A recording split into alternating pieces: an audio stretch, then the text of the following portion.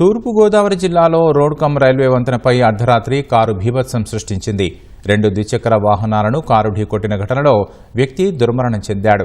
మరొకరిని రాజమహేంద్రవరం ప్రభుత్వ ఆసుపత్రికి తరలించారు.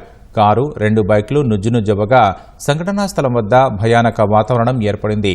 కారు ఢీకొట్టిన వ్యక్తి వంతెనపై నుంచి వాడపల్లి రోడ్డుపైకి ఎగిరిపడడంతో అక్కడికక్కడే మృతి చెందాడు. మృతుడు అరకేరేవుల గ్రామానికి చెందిన కండెల్లి రామారావుగా గుర్తించారు. మరో ద్విచక్ర వాహనంపై ప్రయాణిస్తున్న వాడపల్లి వాసి శ్రేణును రాజమహేంద్రవరం ప్రభుత్వ ఆసుపత్రికి తరలించారు. సంఘటనా స్థలాన్ని ఎమ్మెల్యే ముప్పిడి వెంకటేశ్వరరావు పరిశీలించారు. బాధిత కుటుంబాలకు న్యాయం జరిగేలా చూస్తామన్నారు. రాజమండ్రి వెళ్తున్నటువంటి ఒక కారు రాజమండ్రి వైపు నుంచి కొవ్వూరు వస్తున్నటువంటి మోటార్ సైకిల్ యాక్సిడెంట్ గురవడం జరిగింది. ఊరు పరిధిలో ఉన్నటువంటి రోడ్ కమ్ రైల్ బ్రిడ్జ్ మీద కారు కూడా నుజ్జు అయిపోయింది. 2-3 బైక్లు కూడా ఇదేని ఆయన ప్రాణాపాయ స్థితిలో ఒక ఆయన రోడ్డు ఎగిరి మరీ అవతల పడినటువంటి పరిస్థితులు రైల్వే ట్రాక్ అవతల కారు ఎవరిదనేది కూడా ఐడెంటిఫికేషన్ కాలేదు.